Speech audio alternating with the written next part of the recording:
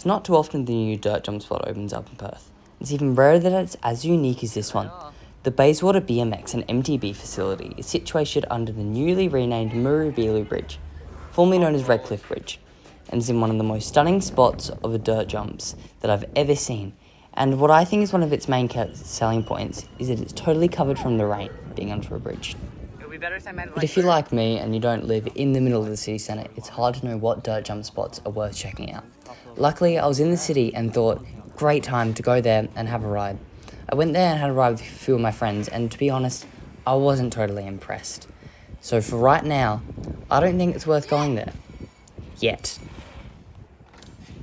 So we actually started off the session at a couple of other spots. Went to these absolutely awesome dirt jumps I've been going to for a while. Boo Park, which obviously is one of the best dirt jump spots in the entire city, and then Bayswater Skate Park. Then after that, we rocked up to the Mooro Beeloo dirt jumps, and it was packed. Like, there was at least 50 or 60 people there, and it wasn't especially fun.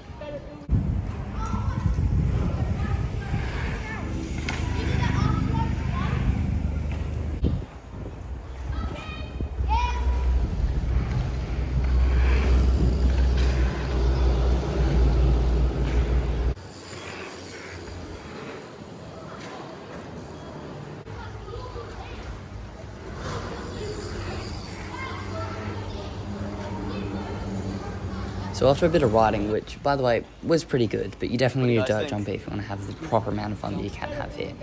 We checked out all the lines, and the boys agreed with pretty much what I said, which is that the jump line's pretty good, and the tech line is Me and Jensen were getting pretty thirsty, but there are no water fountains anywhere. The closest one is about a K ride. So that's when we decided to think that this place might not be as well designed as we thought it was. There's no drink fountain, is there? There's no drink fountain. Wow. Right next to the water, no drink fountain. And the closest... I know. And the closest shop's like a K or two away. Fun. So, the general layout of the place is that there's a main starting point which has a flow trail and a tech trail going off it. There's no blue-black system, it's a bit weird. And then there's two pump tracks, one blue and then one green. They're both really fun, but a bit hard to get around. On a dirt jumper, I'm sure it'll be totally different. So, if you want to have the best experience here, I made a little pros and cons list, so we can work out what you need to bring and what you don't need to bring. So the main pros of this place is that it's absolutely amazing for kids.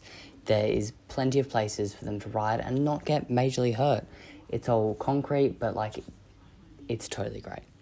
It's a stunning location. It's in the middle of like a city under a bridge, so there's no rain, no nothing, and it's just lovely. It's accessible for everyone. Like, all the trails are rideable for pretty much anyone with any skill level. It's really close to the train line. You can hop off the train and then ride there in about 5 minutes. And since it's under a bridge, you can ride in the rain anytime, anywhere, and there's lights, so it should be absolutely unreal. So down to the cons, and as you know, cons can either make or break a jump spot, and I think they kind of have here. My number one complaint is that there's no water. It's really annoying when you're at a jump spot and you forgot your water bottle, or you're on a dirt jump, you don't have one, when there's no water, so that's quite a bit annoying. It was really crowded when we were there. It has only been open for a few days, or I think a week now, but it still was bloody crowded and people were just pushing in all over the place, and it was very hard to get a solid run in. The trails are average. There's one jump, one flow, 2 pump tracks.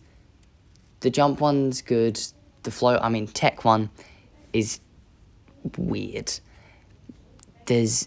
The trails are also quite hard on a big bike, so I was riding my Santa Cruz, which is 180 mils travel, and I know that's not what you're meant to be riding, but there are people there riding on downhill bikes. It's quite hard on a big bike, and there's not much parking there either. I think there's a car park right next to it that has a decent amount of parking, but it's usually filled up with boats and stuff like that, so you just need to know these things before you go there. Overall, it is still a bloody good jump spot, but if you're up in the hills like I am, I don't think there's much worth coming down.